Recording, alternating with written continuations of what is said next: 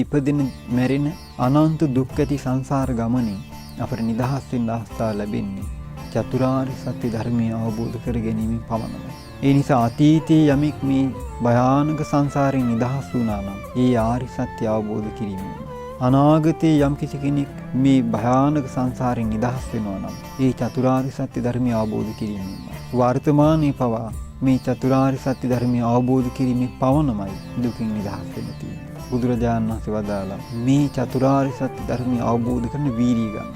කොහොමද වීරිය ගන්න කිව්වේ? හිස ගිනිගත්ත කෙනෙක්, ඒ තමන්ගේ ඇඟේ වස්ත්‍රය ගිනිගත්ත කෙනෙක්, ඒ ගින්න නිවා ගන්න කලින් මේ චතුරාර්ය සත්‍ය ධර්මය අවබෝධ කර ගැනීම පිණිස වීරිය ගන්න.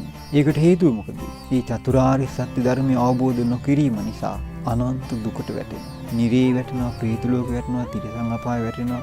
මේ ආදී අනන්ත දුකට වැටෙන්නේ චතුරාර්ය සත්‍ය ධර්මය අවබෝධ නොකළ නිසා. ඒ නිසා චතුරාර්ය සත්‍ය ධර්මය අවබෝධ කිරීමෙන් මේ සංසාරයෙන් නිදහස් වෙන්න වීරිය ගන්න.